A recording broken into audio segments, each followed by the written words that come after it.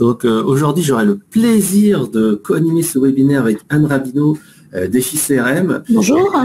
Bonjour, on fera une petite présentation dans quelques secondes et vous verrez EFI-CRM, les réalisations, le cœur de métier et pourquoi en fait nous les avons invités aujourd'hui pour ce webinaire sur la mise en place d'une solution de centre de contact.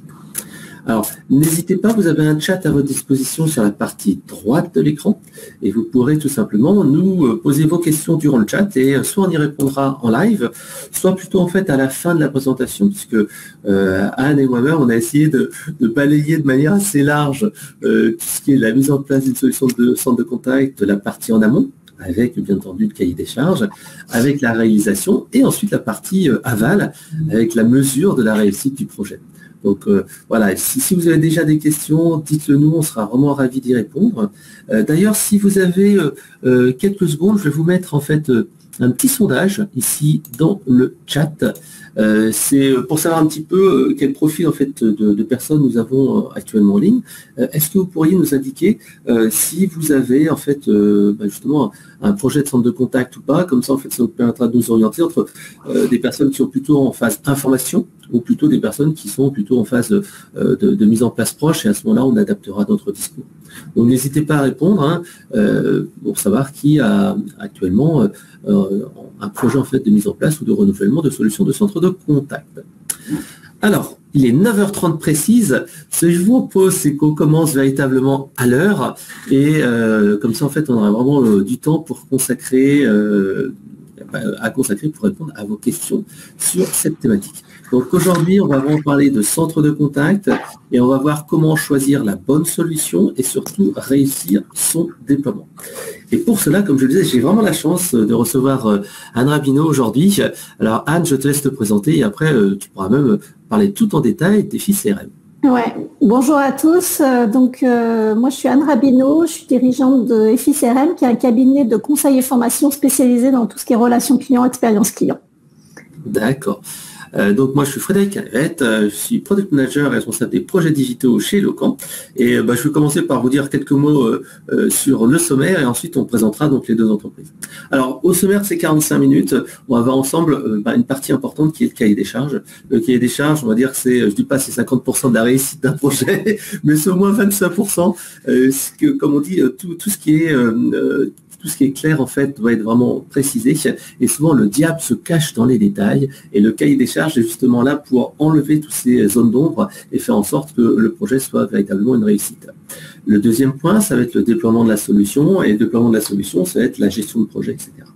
Ensuite, on parlera des erreurs à éviter qui sont liées au déploiement de la solution et les KPI du succès pour vérifier justement que ce projet de mise en place d'une solution de centre de contact est véritablement un succès pour l'entreprise et répond aux objectifs et aux attentes. Alors, quelques mots sur Eloquent. Je pense que la plupart d'entre vous nous connaissent. Eloquent, en fait, ça fait plus de 20 ans qu'on travaille dans le domaine de la relation client. On a plus de 300 clients actifs en France et en Europe. Et au niveau du centre de contact, on a la chance de gérer plus de 450 millions d'interactions multicanales par an, donc téléphone, SMS, etc., etc. Et on est également fiers d'envoyer près de 150 millions d'enquêtes de satisfaction à l'année.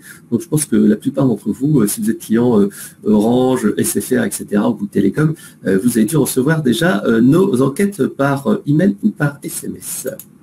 Au niveau de nos solutions, en fait, on a deux grands métiers. On est spécialiste du centre de contact, donc le sujet du jour, et également éditeur de solutions d'enquête de satisfaction. Donc, éditeur de solutions de centre de contact, qu'est-ce que c'est? C'est bien entendu le centre de contact avec la gestion des interactions, email, chat, SMS, etc., etc. Et bien sûr des services vocaux, fourniture de numéros spéciaux, etc. Et également l'automatisation avec tout ce qui est chatbot, callbot. Notre deuxième métier, c'est les solutions de mesure de la satisfaction, avec bien entendu des enquêtes multicanales, par email, par SMS ou en vocal post-appel par exemple, la publication des avis et l'analyse du parcours client. Alors Anne, je te laisse peut-être présenter EFI-CRM pour ceux qui ne le connaissent pas encore.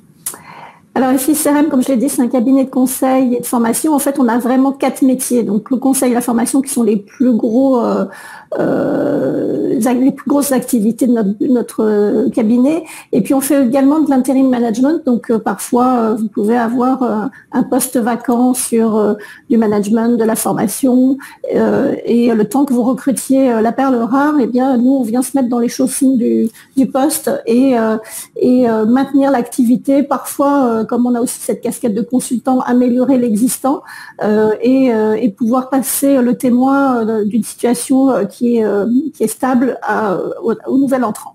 On fait également du recrutement, on accompagne nos clients à trouver le mouton à 5 pattes, aussi bien sur des postes de conseillers, de managers, de formateurs, évidemment toujours dans la relation client. On a aujourd'hui 2 bureaux, donc même si on est localisé à Paris et à Lyon, on couvre en fait l'ensemble de la France et voire les pays francophones. Et puis depuis 2012, l'année de création d'EFI CRM, on a accompagné plus de 70 sociétés et également plus de 4500 collaborateurs qui soient conseillers, managers, formateurs, responsables service client, responsables prestataires. On est très fiers de notre taux de satisfaction.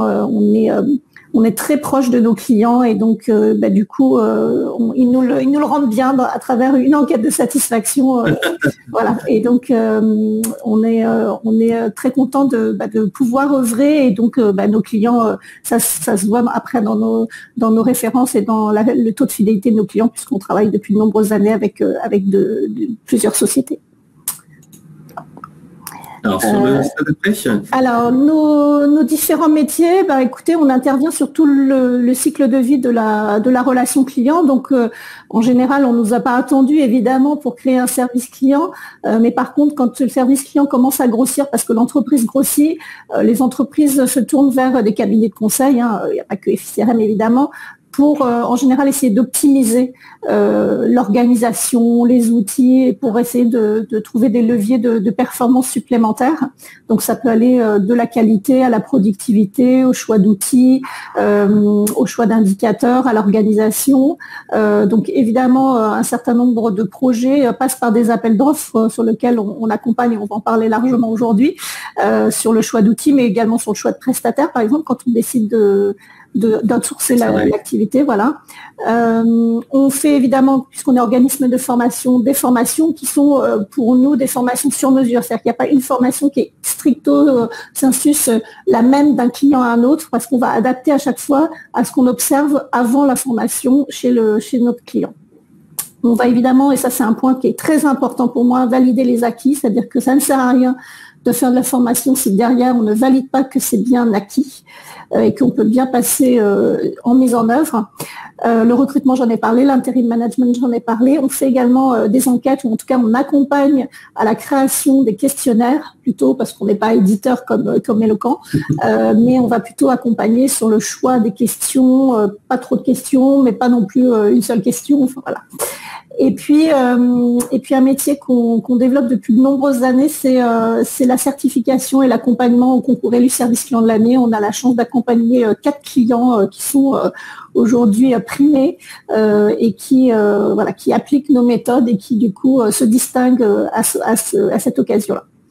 Et puis un métier qui est de plus en plus demandé, c'est le diagnostic et la préconisation. Souvent justement, c'est un peu l'étape numéro 1, c'est que les clients nous disent, voilà, on sait qu'on n'est pas parfait, mais voilà, on ne sait pas trop par quel bout prendre le sujet. Donc nous, on vient poser un diagnostic, apporter des préconisations, des quick wins, mais également des éléments de développement qui peuvent être court terme, moyen terme ou long terme. D'accord, merci Anne pour ce panorama très, très clair et très précis d'EFI CRM. Ce que je vous propose, c'est qu'on passe maintenant dans le cœur du sujet et on va voir ensemble la première partie, en amont de la mise en place du projet, l'importance en fait de réaliser un cahier des charges. Alors Anne, je te laisse peut-être prendre la parole. Ouais. Alors déjà, première chose, la différence entre une expression de besoin et un cahier des charges. Aujourd'hui, les deux termes coexistent. C'est pas tout à fait la même chose. En fait, pour moi, l'expression de besoin, c'est juste avant l'étape de cahier des charges. Et du coup, on utilise l'expression de besoin pour remplir le cahier des charges. L'expression de besoin, elle est là pour cadrer le projet en interne, pour être sûr que tout le monde en interne comprend bien la même chose, le même objectif, les mêmes souhaits sur ce projet.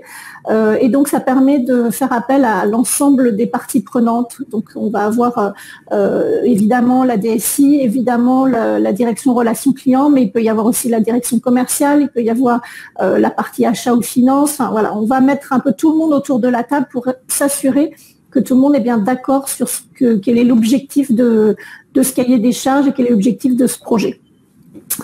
Un autre point qui est important avant le cahier des charges, c'est d'écouter le marché pour s'acculturer et faire un appel d'offres adapté, si appel d'offres il y a, mais en tout cas un cahier des charges adapté. Parce que souvent, on ne connaît pas toutes les fonctionnalités, les éditeurs sont différents, il y en a qui sont forts sur un point, d'autres sur d'autres points, donc c'est important de voir un peu l'état de l'art, tout ce qui existe aujourd'hui sur le marché en termes de fonctionnalités, pour pouvoir faire son choix et se dire, ok, ça j'en ai vraiment besoin, et ça c'est le nice to have, c'est pas très grave si je l'ai pas. C'est important d'écouter le marché, mais c'est aussi important d'écouter ses équipes. Aujourd'hui, vos équipes utilisent peut-être un certain nombre d'outils ou une mixité de plein de petits outils ou pas d'outils du tout, et ils sont capables de vous dire très vite, voilà ce dont on a besoin, voilà ce qu'on a déjà et qu'on veut surtout pas perdre. C'est-à-dire que ce n'est pas que améliorer l'existant, des fois c'est garder une partie de l'existant, et ça c'est très important parce qu'ils vont pouvoir se retrouver dans le choix de l'outil que vous allez faire plus tard.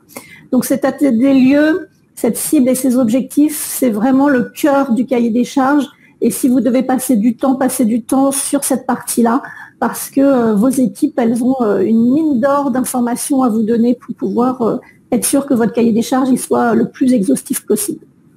Ouais, tout à fait. Alors l'autre point, donc on a vu qu'il était très important d'aller voir de manière opérationnelle comment ça se passait, les points noirs d'expérience client et du parcours client. Il faut valider également le budget. Ça, c'est quelque chose d'important puisque une solution de centre de contact, c'est un investissement qui va durer plusieurs années. Nous, on voit certains clients qui ont des solutions depuis plus de 10 ans en fait en place. Et en fait, il faut un outil qui, bien sûr, sera adapté avec l'accompagnement et vérifier également qu'il y aura la disponibilité des équipes. Ça, c'est important parce que parfois, il y a des dates clés dans votre activité. Il y a des périodes critiques. Par exemple, on a un client King Jouet qui travaille dans le domaine du jouet. Forcément, la période de Noël, c'est une période clé. On a un autre client à l'inverse, Aqualux, qui travaille en fait dans le domaine des piscines. Et eux, la période d'activité, c'est entre avril et grosso modo septembre-octobre. Donc en fait, là, par exemple, pour Aqualux, on est en train de mettre en place un chatbot et c'est maintenant qu'il faut le mettre. Et on a une deadline pour le mettre à cette date-là parce que ça commence à arriver le pic des demandes. Le dernier point, c'est définir le périmètre du centre de contact. Et souvent, en fait, on a les interactions avec le CRM et le ERP qui sont des éléments clés. Et comme tu disais, il y a des éléments clés qu'on ne veut pas perdre, qui sont souvent en fait les relations avec l'ERP. Et en revanche, on veut souvent une relation plus forte avec le CRM. Et on voit aussi qu'il y a des projets qui se chevauchent, comme par exemple la téléphonie d'entreprise. On va revoir en même temps la téléphonie d'entreprise en plus du centre de contact. Donc, faites attention à ça. Et si nécessaire, il faut faire un lotissement du projet. C'est-à-dire que si ce sont des projets un peu différents, nous on le voit souvent que le projet CRM et le projet centre de contact sont un petit peu liés. Moi, ce que je vous conseille, c'est quand même un petit peu de les décorréler. Parce que gérer de front à la fois une solution de CRM à mettre à jour et une solution de centre de contact à mettre à jour, on le voit que c'est compliqué, surtout pour la disponibilité des équipes et surtout pour la qualité de la recette et de ce qui sera réalisé. Donc vérifiez véritablement si c'est nécessaire de faire un différent lotissement et par exemple dire voilà je commence pour le centre de contact, ensuite je fais le CRM ou inversement, on a certains de nos clients comme ça qui nous disent voilà il faut prévoir que la solution soit compatible Salesforce, soit compatible Microsoft CRM et en amont en fait on le voit lors du cahier des charges et ensuite une fois que c'est mis en place, on passe à cette étape-là. Voilà. Donc ça c'était en amont du cahier des charges. Quel est le rôle Anne du cabinet de conseil en fait là-dedans? Alors, je vais prêcher pour ma paroisse, mais évidemment, notre rôle, c'est de vous accompagner sur la cible, sur l'état de l'art, j'en parlais tout à l'heure. Un petit exemple, on a accompagné un client qui, en fait, ça faisait 1 an et demi qu'il faisait le tour de la place des éditeurs et qui se disait, à chaque fois, c'est le dernier qui a parlé, qui a raison. En fait, du coup, on a peur de prendre une décision parce qu'on a peur de ne pas faire le bon choix. Et donc, ça faisait 1 an et demi qu'ils écoutaient, ils connaissaient plein de choses, mais ils étaient incapables de faire le choix et de passer le pas parce qu'ils avaient peur de faire une bêtise et parce qu'ils se disaient finalement peut-être qu'il y a une solution qu'on n'a pas encore vue et peut-être c'est celle-là la meilleure. Et donc, 1 an et demi après, je les ai retrouvés là, désespérés, disant, on n'a toujours pas déployé notre solution. Donc, notre métier, notre cabinet de conseil, c'est de faire le tri dans tout ça, c'est de vous dire, voilà, qu'est-ce qui est important pour vous, de vous aider à définir vos besoins actuels, mais aussi à venir, c'est-à-dire pas juste dire, on veut remplacer ce qu'on a aujourd'hui, mais aller un peu plus loin et voir comment on peut utiliser un certain nombre de fonctionnalités dans le futur qui permettent d'optimiser votre service client.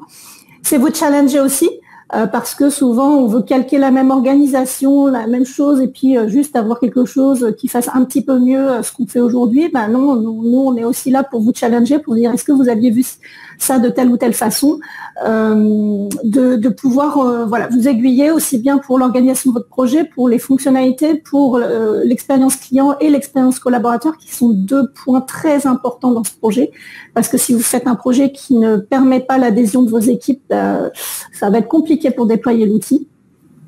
Et puis de prioriser les fonctionnalités, j'en parlais tout à l'heure, mais clairement, il y a les options qui sont absolument obligatoires pour vous, il y a celles qui sont optionnelles, et puis il y a les nice to have. Et ça, c'est important de pouvoir faire le tri dans tout ça, parce que ça va vous aider ensuite à choisir la solution, et puis à pouvoir dire, voilà ce que je mets dans mon package, et on va le voir un petit peu plus tard dans la présentation. Parfois, il va falloir renoncer à des choses, et donc de prioriser, ça vous permet de renoncer à certaines choses moins graves que certaines autres.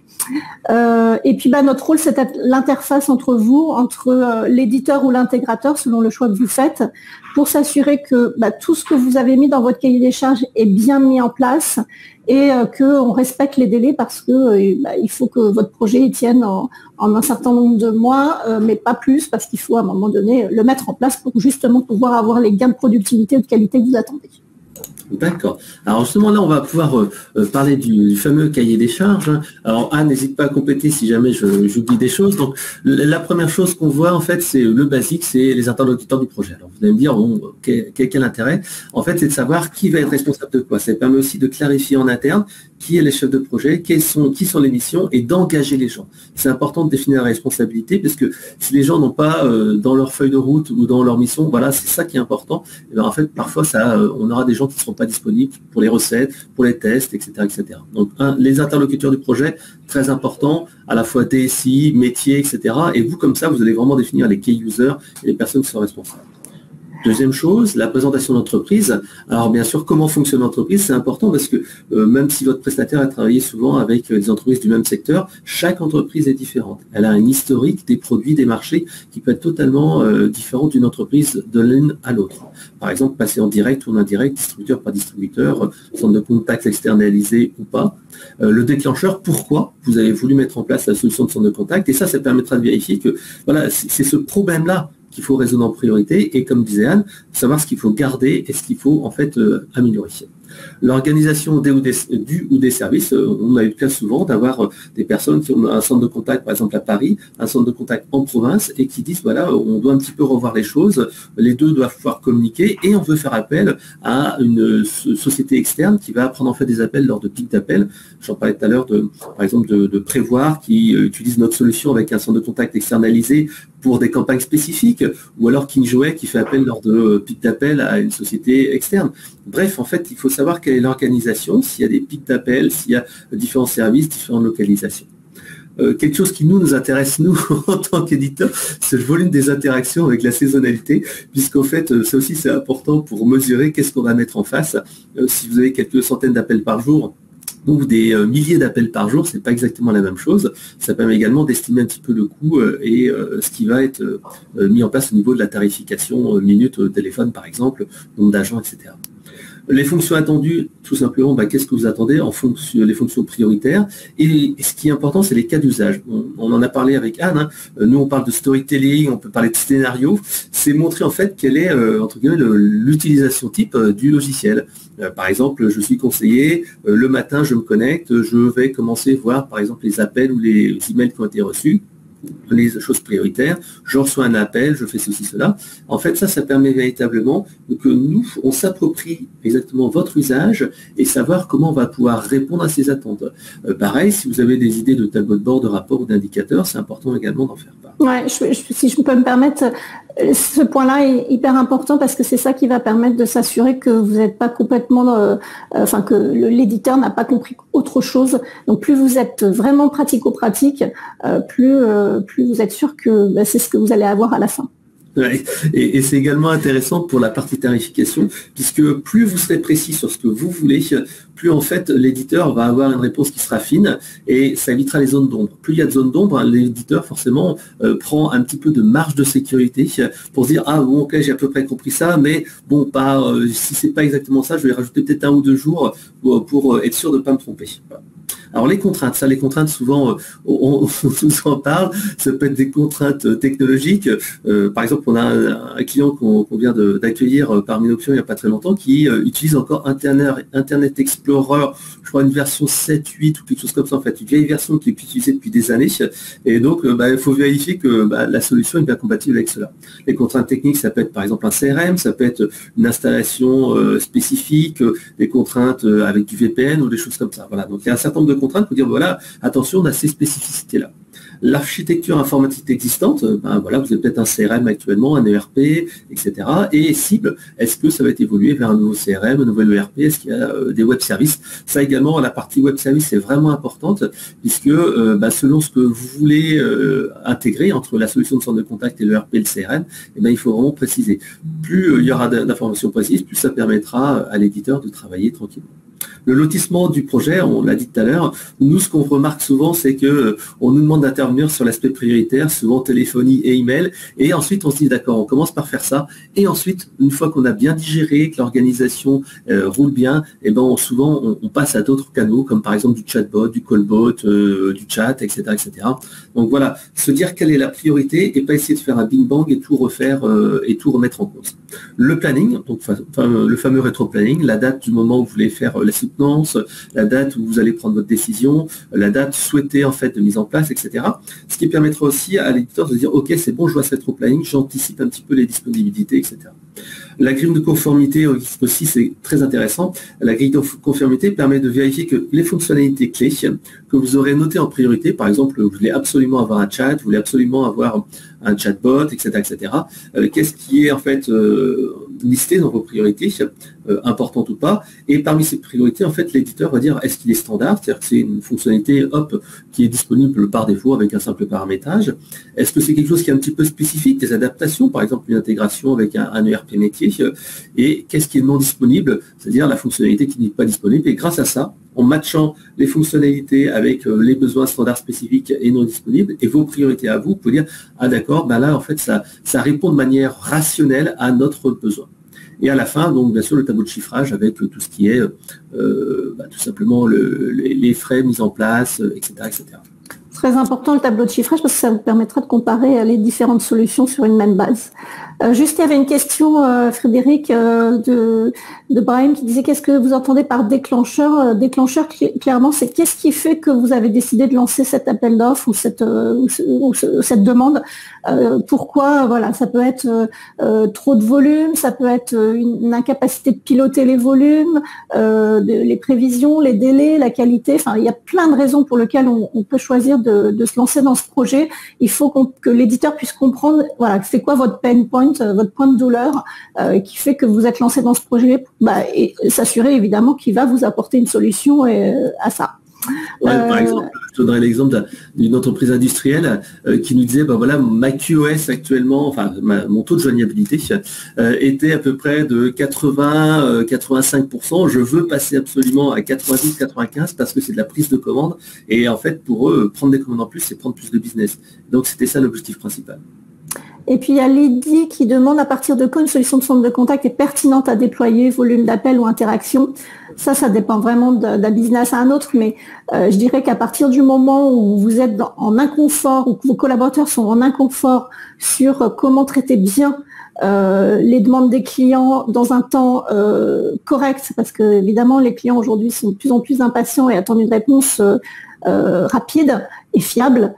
dès que vous êtes en zone d'inconfort, c'est le moment d'investir. Alors selon les éditeurs, il y en a qui vont être intéressés ou en tout cas déployer des solutions à partir d'un certain nombre de postes de travail. Donc évidemment là, il faut aussi les consulter pour savoir à partir de combien ils sont prêts à déployer la solution dans votre société. Ouais, par exemple, chez nous, c'est une petite dizaine d'agents, on va dire, hein, puisqu'en fait, à ce moment-là, on peut vraiment véritablement faire du sur-mesure et déployer tous les outils. Alors, Anne, est-ce qu'il faut faire un appel d'offres ou pas? Alors moi, j'ai tendance à dire que c'est mieux. Les avantages, c'est que ça vous permet de réfléchir en interne, de partager votre vision parce que vous allez vous lancer dans la rédaction de cahier des charges. Et donc tout ça, ça prend du temps effectivement, mais c'est important que ça sécurise votre projet aussi bien en interne que après quand vous allez lancer l'appel d'offres.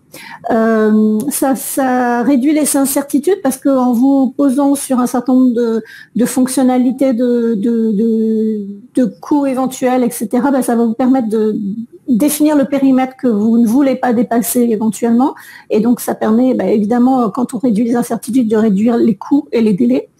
Et puis, ça vous permet évidemment, le propre de l'appel d'offres, c'est de mettre en concurrence, c'est de comparer les solutions, tant au niveau fonctionnel, technique que financier. Et ça, c'est important parce que ça nous permet de faire le bon choix, en tout cas celui qui correspond le plus à votre situation et à votre besoin. Les inconvénients d'un appel d'offres, c'est évidemment que ça prend du temps. Tout ça prend du temps parce qu'il faut formaliser, il faut lister un certain nombre de choses. Et donc, évidemment, ça prend un peu de temps. Il faut compter, on va dire, le temps de faire le cahier des charges, etc., l'expression de besoin, le cahier des charges, de valider tout ça en interne, on va dire un petit mois. Et puis après, il faut laisser le temps, évidemment, à l'éditeur de répondre parce que c'est pas une solution pour tout le monde la même. Donc, il y a un travail d'analyse et de sur-mesure que va faire l'éditeur. Donc, il faut laisser au moins un mois à l'éditeur pour pouvoir analyser tout ça et vous faire une réponse en bonne et due forme. Et puis après, il y a le temps du choix, donc des soutenances, des visites clients, des questions à aller-retour pour ensuite pouvoir prendre sa décision mûrement réfléchie.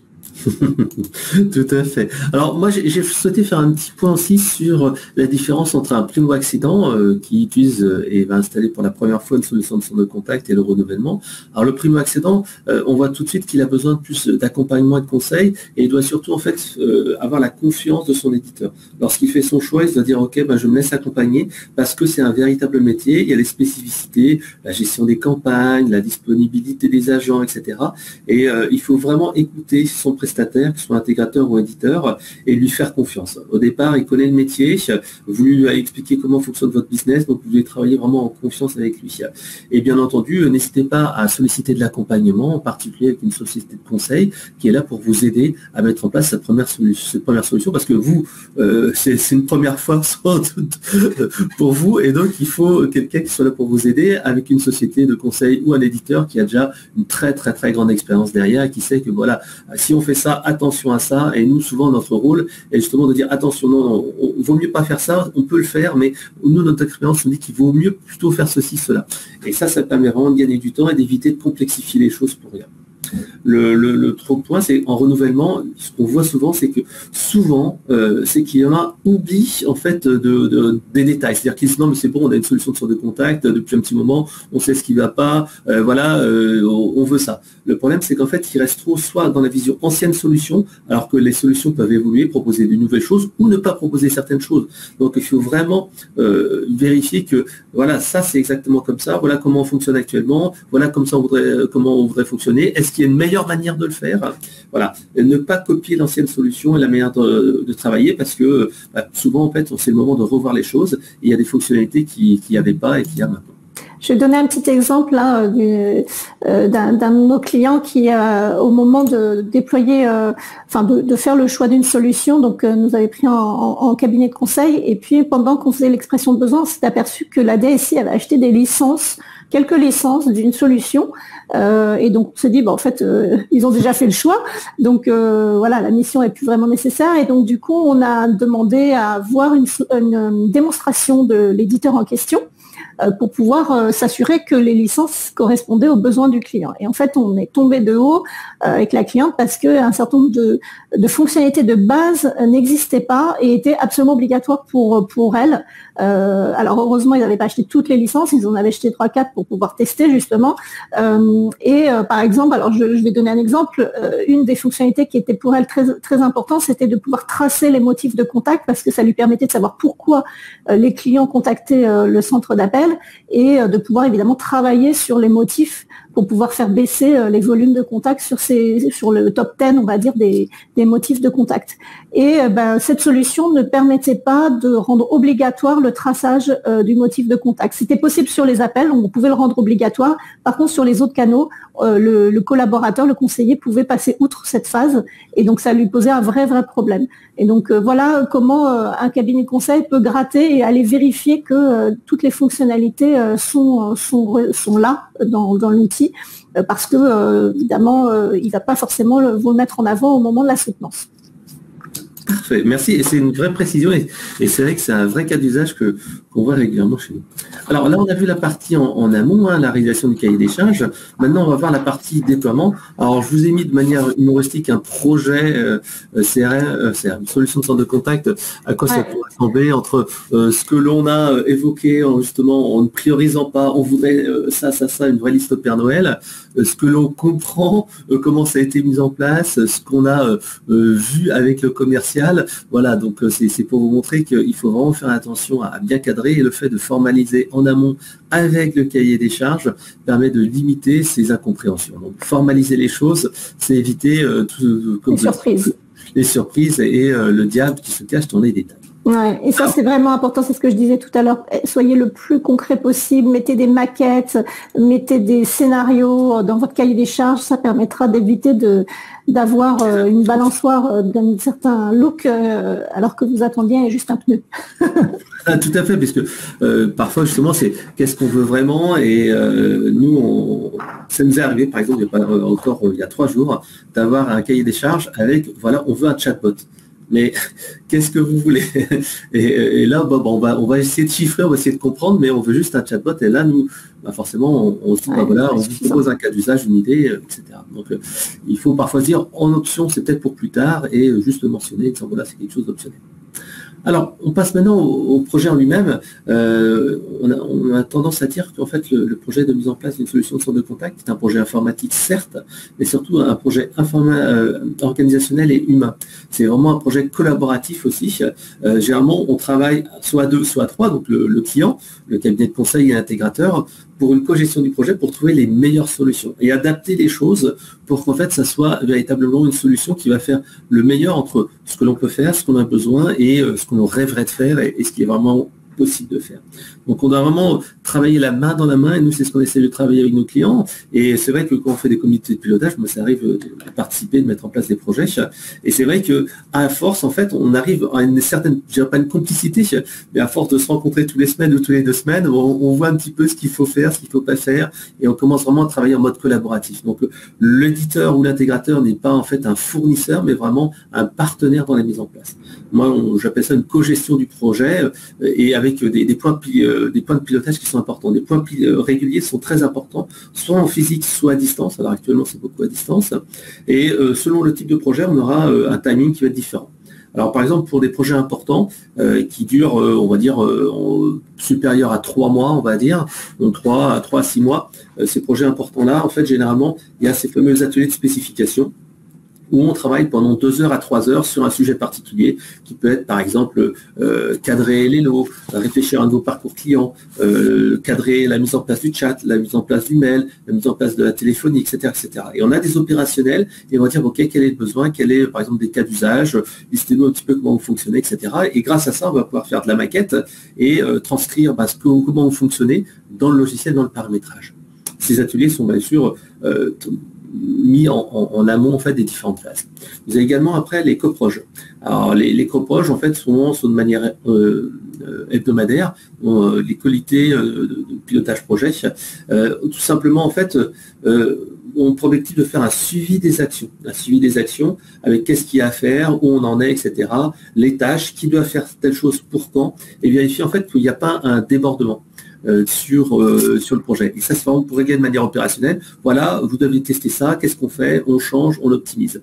Le COPIL, le comité de pilotage, lui, en fait, se met de manière un peu plus mensuelle. Et là, on va plutôt parler des risques, du pilotage macro, où on en est, est-ce qu'on a décalé, pas décalé, et c'est le moment de prendre des décisions à ce moment-là, et parfois, en fait, on voit les responsables qui sont présents à ce moment-là, qui disent, non, mais il faut vraiment s'investir là-dessus, il faut insister auprès de la DSI, il faut mettre des priorités, etc., etc.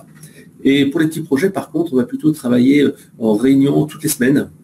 Et c'est ce que je fais actuellement. Là, je mets en place un chatbot chez un de nos clients. Et en fait, on avait un rythme de tous les 2 semaines pendant la phase un petit peu en amont. Et là, maintenant, quand on est à peu près à 2 semaines de la mise en place, on a un rythme toutes les semaines en petit comité pour être sûr que ce rythme-là va être bien impulsé et va permettre d'avancer. Puisque le rythme de 2 semaines fonctionne bien quand on n'a pas forcément tout finalisé la solution parce qu'il faut du temps, il faut trouver le temps de tester, de mettre en place. Tandis que sur la fin, généralement, une petite accélération permet de vérifier qu'on va bien vraiment atteindre les délais. Je te laisse, Anne, parler de l'organisation parce que ça, ouais. c'est un point fort. Alors, effectivement, ce projet, il est aussi là pour vous interroger sur votre organisation du travail. Est-ce que il y a un certain nombre de pratiques que vous avez aujourd'hui qui peuvent être améliorées, qui peuvent être modifiées, et donc c'est aussi l'occasion de repenser tout ça. Ça a évidemment un impact RH et ça c'est un point important dans votre planning de bien intégrer pour ceux qui ont des instances représentatives qu'il faut consulter. Il faut impérativement le prévoir dans le planning, mais évidemment dans la préparation.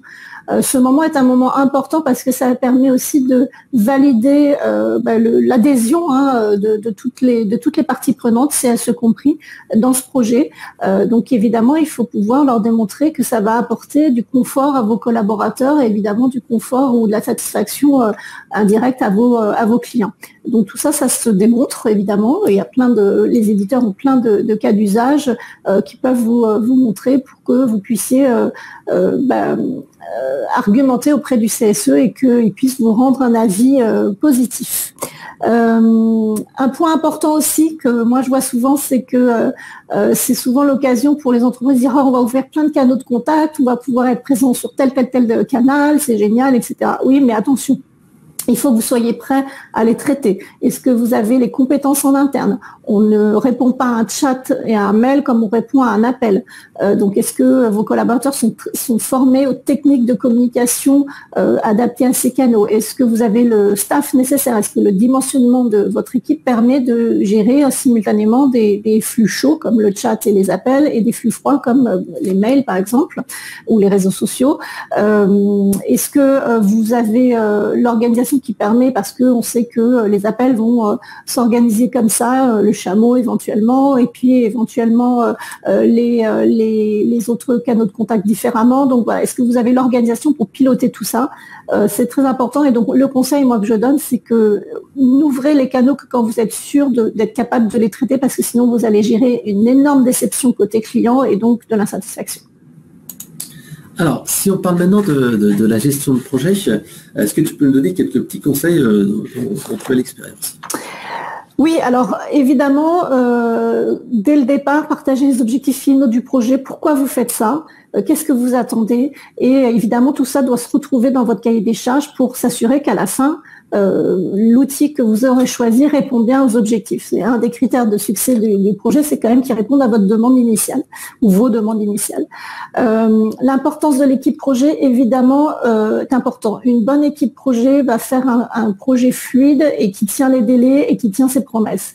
On peut avoir quelqu'un dans l'équipe, que ça soit côté client, côté éditeur, même cabinet de conseil, qui ne remplit pas complètement son rôle, et bien là, il faut pouvoir se poser la question et dire, voilà, est-ce qu'on n'a pas un problème de membre dans l'équipe qui ne remplit pas son rôle, parce que du coup, ça génère du retard, ça génère de l'insatisfaction, de l'énervement, et donc du coup, le projet va en pâtir.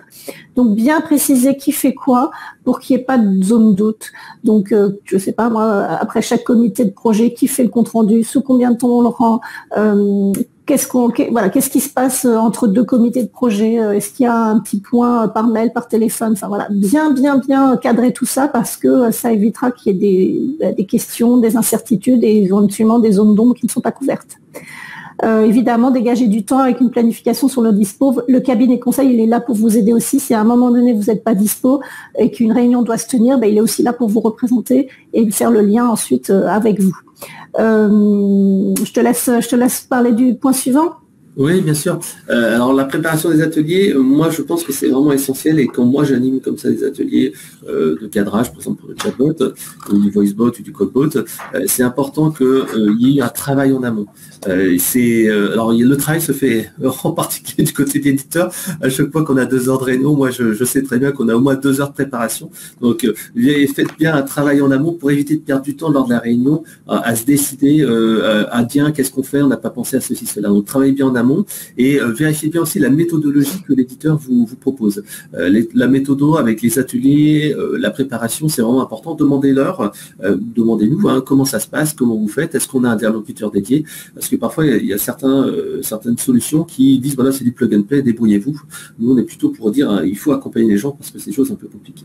Alors, la résistance au changement, c'est très très important. Cet outil, il est pour des hommes et des femmes qui vont l'utiliser. Donc, si ils l'utilisent mal ou ils l'utilisent pas, vous aurez tout perdu, beaucoup d'argent, beaucoup de temps. Donc, impliquez-les le plus tôt possible dans les étapes. Donc, les responsables d'équipe, les managers, même des conseillers peuvent faire partie des ateliers de spécification pour cadrer un certain nombre de choses, pour valider un certain nombre de choses. Donc évidemment, choisissez ceux qui sont les plus proactifs, ceux qui ont envie de donner leur avis et qui sont constructifs. N'essayez pas non plus de tout bouleverser.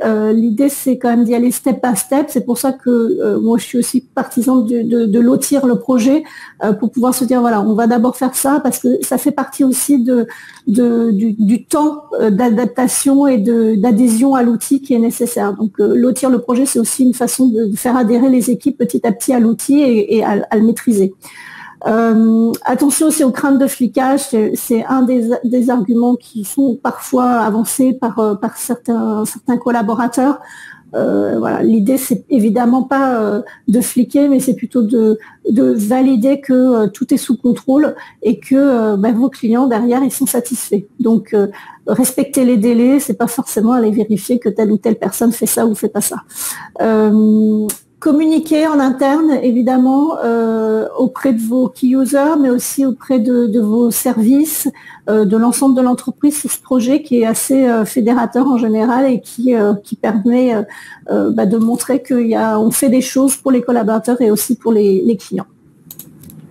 Alors pour la matrice, tout simplement, moi je vous ai mis un petit exemple de matrice. Ça, c'est des outils qu'on utilise dans les fameux comités de pilotage, qui permet en fait de voir en fait est-ce qu'il y a des risques.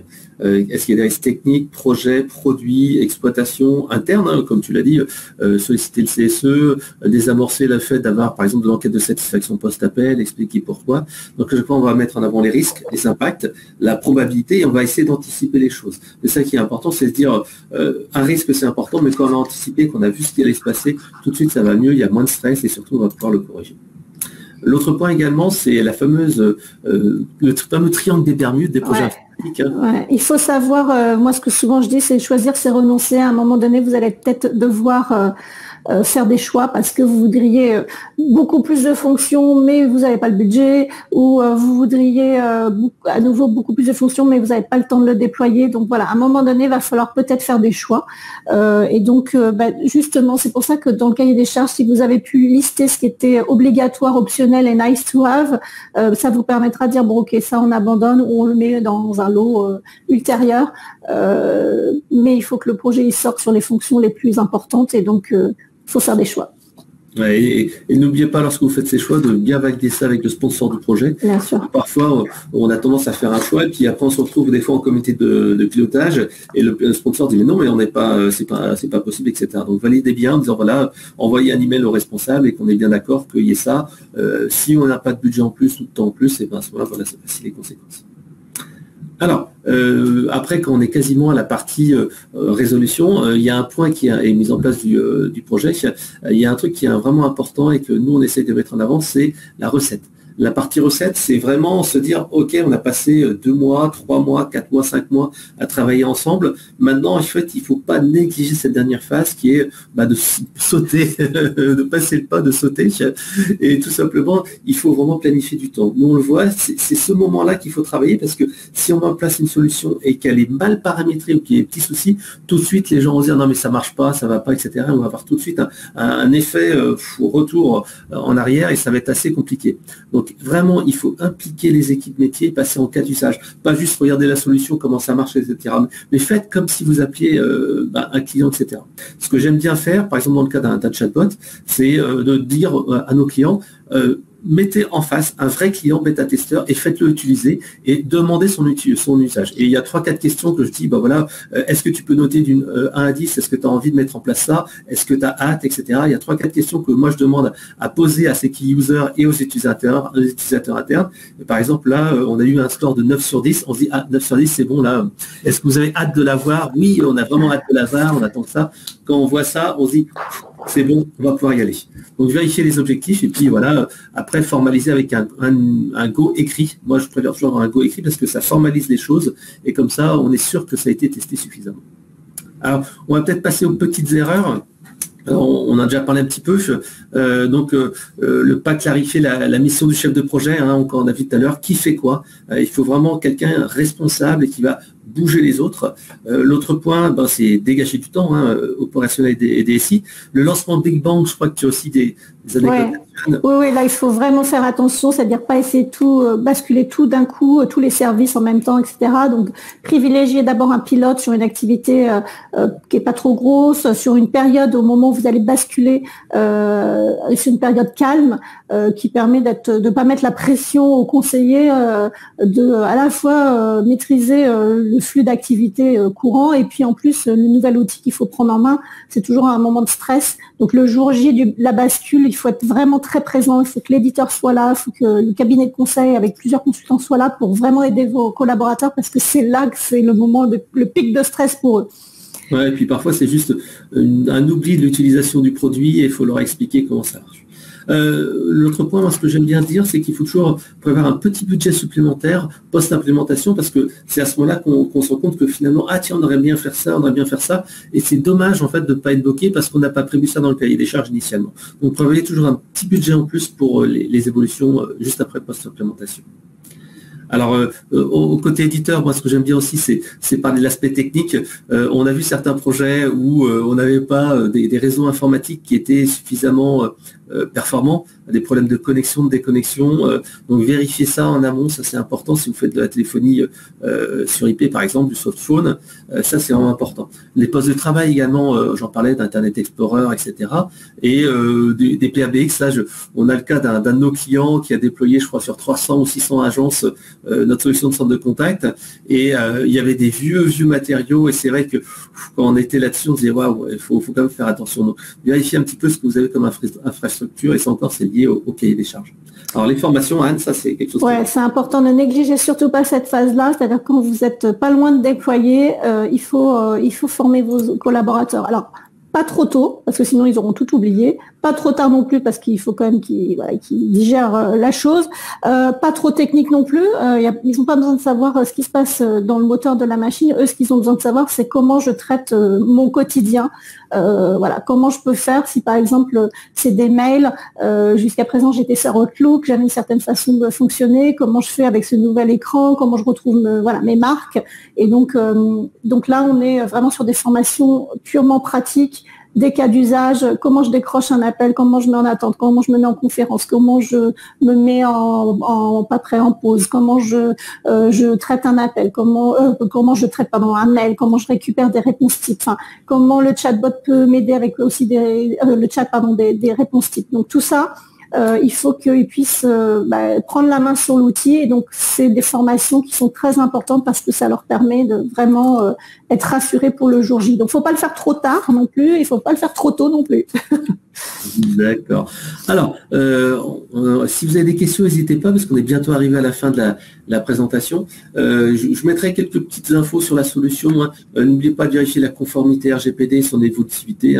Une solution, on la garde plusieurs années. Il faut être sûr que ça soit évolutif. Il y a de nouvelles choses qui arrivent régulièrement. Attention à la gestion des emails. Ça, c'est quelque chose que tu connais, Anne. Oui, alors oui, ça ne sera pas la même chose que Outlook, c'est clair. Il faut faire le deuil de Outlook, mais vous allez tellement avoir de choses en plus en termes de pilotage. Vous allez pouvoir savoir combien de mails vous recevez, quels sont les délais, depuis combien de temps le plus ancien attend, quelle est la qualité. Donc vous allez pouvoir aussi aller regarder avant l'envoi ou après l'envoi les réponses. Donc oui, il faut faire le deuil de chacun filer sa petite signature de son mail dans son coin. Il va falloir uniformiser, mais c'est pas plus mal. Les signatures, se mettre d'accord sur est-ce qu'on met le prénom, est-ce qu'on met le nom, est-ce qu'on met le nom du service. Voilà. Tout ça permet aussi d'uniformiser tout ça et de donner quand même une image de marque meilleure pour votre entreprise. Mais c'est clair que les petites habitudes sur Outlook seront plus les mêmes et donc il faut pouvoir aider les collaborateurs à retrouver et leur montrer tout ce qu'ils peuvent faire en plus. Alors souvent une question qu'on nous pose, et d'ailleurs je la vois ici posée par Lydie, quelle est la différence entre un éditeur en direct, un intégrateur? Et justement on en parlait là. Nous en fait, bien entendu, on va privilégier le fait de passer directement par un éditeur intégrateur parce que c'est ce qu'on fait nous, tout simplement parce qu'on a vraiment une meilleure maîtrise sur la roadmap. On peut vous dire, bah voilà, tiens, il y a telle chose qu'on peut intégrer à telle date. On en parlait tout à l'heure de ce fameux client qui voulait son intégration avec Internet Explorer, je crois, version 8, bah, on est capable en fait d'être beaucoup plus agile et d'intégrer des demandes dans la roadmap. Souvent en fait, quand on est aussi éditeur, on a des équipes qui sont beaucoup plus grandes, qui ont vu beaucoup plus de diversité de métiers, et on a des connaissances métiers qui sont plus importantes. Il y a également des circuits beaucoup plus courts pour la prise de décision, c'est-à-dire que si vous travaillez avec un éditeur, et ben en fait il va pouvoir dire non, il y a un dossier qui est important, on peut faire ça, est-ce qu'on peut le cadrer dans la roadmap, etc. Tandis qu'un intégrateur pourra rajouter du développement, mais à un moment donné, il a une solution qu'il a et il ne pourra pas faire autre chose que d'utiliser la solution qui est là. Il est également, l'éditeur est garant de la solution délivrée parce que c'est lui qui va délivrer de bout en bout la solution de centre de contact, mais en plus les intégrations par exemple avec le CRM, avec le RP, ce qui permet d'avoir une cohérence quand on fait des évolutions de version, tout n'est pas en train de casser. On a certains de nos clients par exemple qui ont des équipements mixtes avec nous pour certaines briques, d'autres éditeurs pour certaines briques, et c'est vrai qu'à chaque fois qu'on doit faire des évolutions, c'est attention, il y a tel truc, il faut qu'on se coordonne, etc. Donc c'est toujours un petit peu plus compliqué. Et ça va faire pardon, excuse-moi. Vas-y, je t'en prie. Ça va faire la bonne transition avec le point suivant, c'est la relation avec le CRM et les RP. Beaucoup de projets, moi j'ai eu beaucoup de discussions avec les clients sur est-ce qu'on pourrait mettre ça dans l'outil de gestion de contact plutôt que dans le CRM ou dans le RP. Attention, c'est pas un CRM, c'est pas un RP. L'outil de gestion de contact, il est là pour vraiment gérer les interactions entre vos clients et vous selon les différents canaux de contact. C'est pas là que vous allez pouvoir lister, je sais pas moi, les offres auxquelles il a souscrit, son adresse postale, etc., etc. Ça, c'est vraiment le CRM. C'est là que le cœur de votre métier, de votre activité, c'est un autre outil et c'est pas l'outil de gestion de contact. Par contre, évidemment, l'intégration entre les deux est très intéressante parce que ça permet de donner une grande visibilité à vos collaborateurs. C'est qu'en même temps qu'ils gèrent un contact, ils savent à qui ils parlent, ils savent quel est l'enjeu, quelles sont les options souscrites par le client, et donc tout ça c'est évidemment très très utile pour pouvoir traiter vite et bien le contact. Alors, on est quasiment arrivé à la fin du webinaire, on a un petit peu dépassé, donc n'hésitez pas, si vous avez des questions, posez-les, on y répondra juste après. Alors Anne, comment mesure-t-on la réussite d'un projet? Alors première chose, c'est évidemment, comme vous l'avez écrit dans votre cahier des charges, pourquoi vous avez fait tout ça? Il va falloir vérifier que tout ça, tous les points sur lesquels vous étiez en attente sont répondus dans cette mise en place. Et puis derrière, il faut que vous puissiez montrer que vous avez une meilleure productivité, une meilleure sur la partie quantitative. Donc ça peut être un meilleur taux de décroché, plus de contacts ou d'interactions traitées, une durée moyenne de traitement qui baisse, des délais de traitement pour les clients qui baissent, des appels qui peuvent être traités par des appels ou des contacts d'ailleurs directement par les clients eux-mêmes, ce qu'on appelle le self-care, c'est-à-dire qu'ils n'ont même plus besoin de contacter un collaborateur humain. ils ont leur réponse directement. Donc ça va être évidemment des calls ou des voice bots, ça peut être l'ESB qui donne un certain nombre d'informations, ça peut être aussi des FAQ, enfin il y a plein de moyens. Alors je sors un peu du périmètre du projet, mais il y a plein de moyens pour que les clients puissent trouver l'information tout seuls sans avoir besoin d'un conseiller. Le taux de résolution au premier contact, c'est un critère qui est peu suivi mais qui est tellement important, c'est-à-dire que normalement un service client digne de ce nom, il doit pouvoir répondre dès le premier contact, quel que soit le média, au client et même aller au-delà de sa question pour éviter qu'il recontacte derrière. Des SLA, donc des taux d'indicateurs, des taux d'engagement qui sont monitorés et respectés. Hein, donc c'est un certain nombre d'indicateurs que vous suivez et que vous êtes sûr que voilà, vous êtes dans la plaque. Beaucoup de clients aujourd'hui n'ont pas forcément ces indicateurs en place et l'outil de gestion de contact leur permet de mettre ça en place et de pouvoir le monitorer après. Et puis, il y a aussi le qualitatif, hein, il n'y a pas que du quantitatif, il y a le qualitatif, donc évidemment, une meilleure satisfaction des collaborateurs et des clients, la possibilité de voir enfin, d'enlever ce bandeau et de pouvoir enfin voir ce qui se passe dans votre sorte de contact et d'avoir un reporting unifié, c'est-à-dire qu'on n'a pas un petit bout d'information à un endroit, à un autre endroit et qu'on doit passer du temps à compiler tout ça et finalement on passe plus de temps à compiler qu'à analyser. Donc voilà, c'est du temps de gagner et puis du coup de l'analyse possible. Et puis l'interfaçage avec les outils métiers, ça c'est très important parce que ça permet vraiment de gagner du temps pour vos collaborateurs et d'avoir une meilleure information disponible au moment où ils traitent les contacts. Parfait, on va arriver à la conclusion de ce webinaire. On est un petit peu débordé. Alors Anne, tu voulais insister sur un premier point ? Oui, anticiper, bien préparer. Plus vous anticipez et préparez en amont. Alors évidemment, les cabinets de conseil sont là aussi pour vous aider à ça, mais mieux derrière le projet va se décliner et puis vous serez sûr de tenir et les délais et ce que vous souhaitiez. De mon côté, c'est intégrer les parties prenantes, hein, les opérationnels, la DSI, etc. Comme on l'a dit tout à l'heure, hein, c'est un projet informatique organisationnel humain, donc mettez des personnes dans l'équipe projet chez vous qui sont et à l'informatique et au niveau organisation et au niveau éventuellement RH. Ouais, et faites confiance à votre prestataire, fournisseur ou cabinet de conseil pour vraiment exploiter à 110% la solution, c'est vraiment essentiel. Et c'est là en fait que Eloquent et FCRM sont là pour vous accompagner sur ce genre de projet.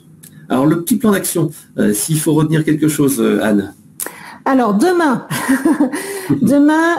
déjà, vous commencez par analyser l'existant et ses limites. Où est-ce que ça coince? Où est-ce que ça fait du mal à vos collaborateurs, à vos managers pour piloter l'activité? Vous allez commencer à vous acculturer. Alors, c'est vrai qu'en ce moment, c'est compliqué de pouvoir rencontrer les éditeurs, etc. Mais ils sont tous disponibles pour faire des démos, pour vous expliquer, évidemment, nous, on est aussi là pour vous aider là-dessus, pour vous aiguiller. Donc, vous pouvez évidemment aussi choisir un cabinet de conseil pour vous aider dans cette phase-là. Et puis, commencer à écrire ce que vous souhaitez, pourquoi vous voulez un nouvel outil, qu'est-ce qui doit vous apporter pour que vous puissiez être clair sur les idées. Aller challenger aussi les cabinets de conseil pour vous donner des métriques, pour dire, voilà, grâce à ça, voilà ce qu'on peut gagner. Et donc, tout ça, ça se chiffre. Et on est capable de faire un ROI et donc de convaincre plus facilement sa direction d'investir dans ce projet. Justement, après, c'est ça la suite, hein, c'est nommer le chef de projet qui va être là pour décider et faire avancer le projet avec la validation du budget, finaliser un cahier des charges, au-delà de l'expression de besoin, on est vraiment sur le cahier des charges, sélectionner 3 à 4 prestataires potentiels et commencer à les solliciter. Et à la fin, les 6 derniers mois, c'est choisir son prestataire et puis surtout, important, le choisissez pas ni trop gros ni trop petit, choisissez-le en fonction de votre taille aussi. C'est-à-dire que si vous êtes un petit client chez un très gros éditeur, il va avoir tendance à regarder un peu plus les plus gros clients et donc passer moins de temps sur votre solution et votre projet. Inversement, si vous êtes trop gros pour cet éditeur, il va avoir du mal à suivre le projet et à avancer dans tous vos besoins. Donc, il faut choisir presque votre jumeau, celui qui correspond à la taille, qui vous permet de peser dans les décisions et qui il passe suffisamment de temps sur votre projet. Et puis évidemment lancer le projet sur un pilote, ça c'est ce qu'on a dit tout à l'heure, pour pas faire le Big Bang tout de suite. Ok, ce qu'on va faire, c'est qu'on va peut-être passer à la session de questions-réponses. Donc, on en a quelques-unes qui ont été posées. Donc, on va aller dans l'onglet favoris, là, récupérer quelques-unes des questions. Puis, je vous propose que n'hésitez pas à les poser. On va y répondre au fur et à mesure. Alors, il y a une première qui est facile. Celle-là, je vais la prendre. Damine qui nous dit, est-ce qu'on va pouvoir avoir la présentation? Oui, bien entendu, vous allez pouvoir avoir la présentation. Alors, peut-être une question pour Anne. Oui. Comment fixiez-vous les SLA? Alors, pas trop non plus d'indicateurs, parce que l'indicateur suit l'indicateur. Quand on en a trop, on finit par plus savoir ce qu'on doit suivre. Et puis les SLA, ça change dans le temps. C'est-à-dire qu'on n'est pas obligé de suivre tous les ans les mêmes SLA. Donc, ça dépend de ce que vous voulez suivre, vous, qu'est-ce qui est important pour vous. Il y en a, ça va être les délais, d'autres, ça va être la qualité, d'autres, ça va être le taux de traitement, le taux de décroché ou taux de traitement des différents contacts.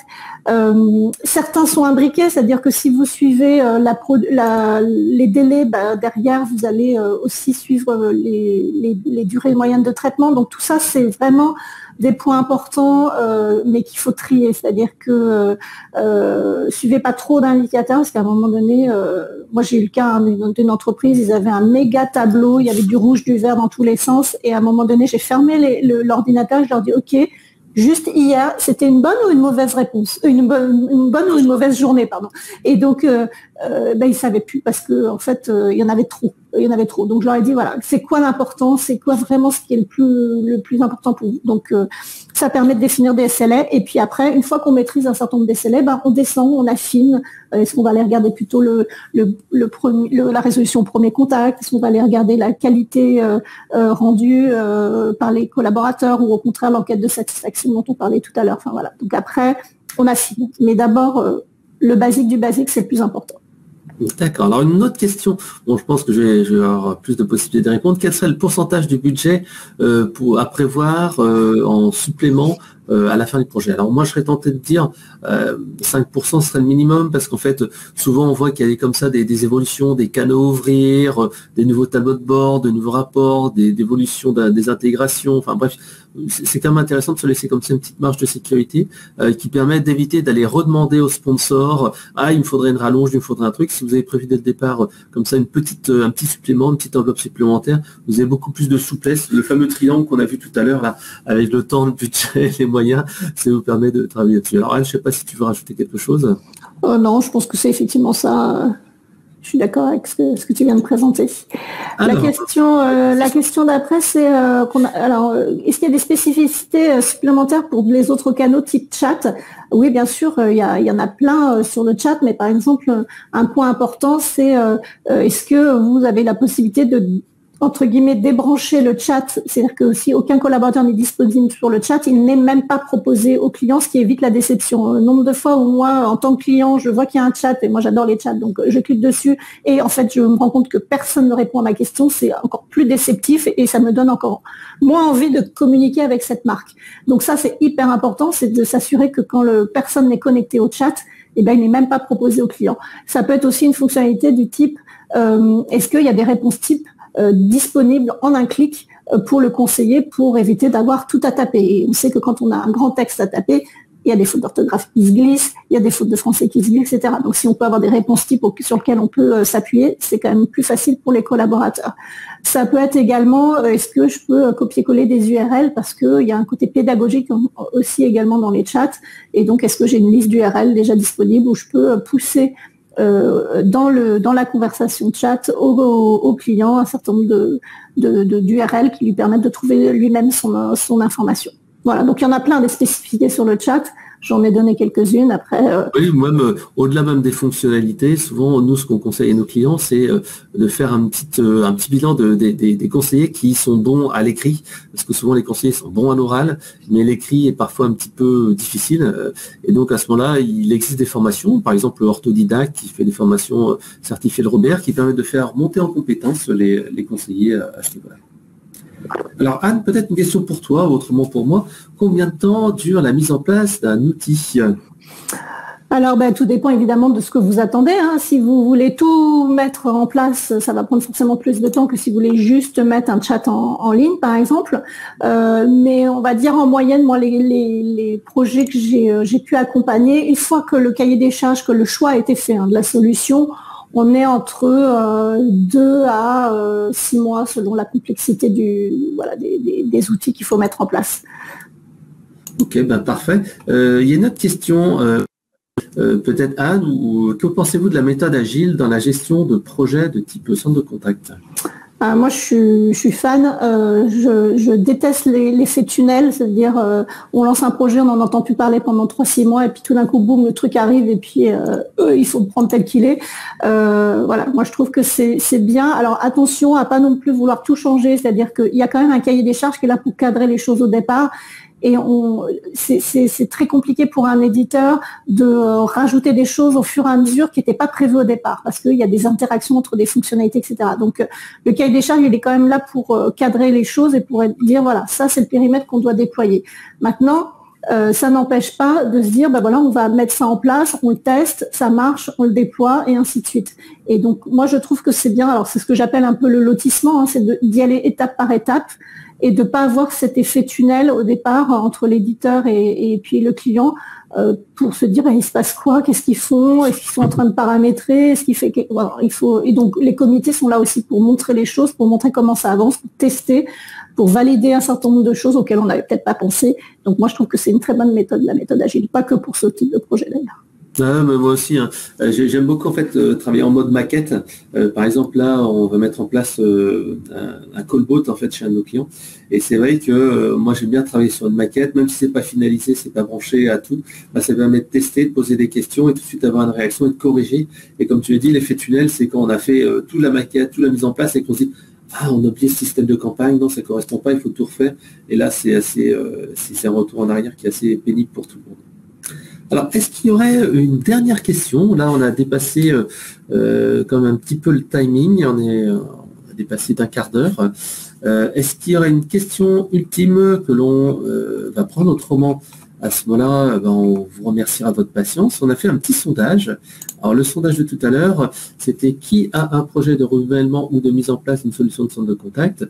Grosso modo, il y avait 27% qui disaient oui à court terme, 4 personnes oui à moyen terme, 36%, et non à 36% aussi. Voilà, ça c'était les petites questions.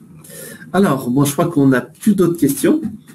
Si vous en avez d'autres, n'hésitez pas, vous pouvez nous contacter directement. Anne, je pense que si on tape FICRM sur LinkedIn, on va tout de suite... On nous trouve, soit moi, soit mes collaborateurs. Donc, ouais, n'hésitez pas, on est là pour vous aider, pour vous conseiller. On va mettre le slide, comme ça, en fait, vous pourrez avoir les informations sous les yeux. Donc, n'hésitez pas, si vous souhaitez avoir des conseils de l'accompagnement, vous pouvez faire appel à FICRM. On a vu tout votre métier, conseil, formation, intérim management, recrutement, etc. Et si vous souhaitez avoir une présentation d'un outil moderne de gestion des interactions, téléphone, chat, email, chatbot, codebot, etc., n'hésitez pas à nous contacter, nous ferons un plaisir de vous faire une présentation. Donc à ce moment-là, il est 10h35. Ce que je vous propose, c'est vous proposer de passer, vous souhaiter une bonne journée. Bonne journée à tous. Et de se retrouver pour un prochain webinaire. On va se retrouver en début avril, le 1er avril, pour la journée du retail organisée par e-commerce mag. Et là, on aura la chance d'avoir matériel.net du groupe LDLC qui va nous parler de comment réduire l'effort client lors des parcours clients, à la fois au niveau du chat, du téléphone, des FAQ, etc., etc. Et on se retrouvera le 7 avril pour un webinaire co-animé avec l'Université Paris-Versailles sur l'engagement des collaborateurs. Et là, en fait, on aura un témoignage d'universitaires, mais également de la Maïf, qui expliquera comment, en fait, on peut avoir plus d'engagement des collaborateurs par un management efficace. Voilà. Donc à ce moment-là, je vais remercier Anne pour son temps. Merci Frédéric. Conseil, et n'hésitez pas à nous contacter, que ce soit FICRM ou Eloquence, si vous voulez en savoir plus. À bientôt. Bonne journée. Au revoir. Au revoir.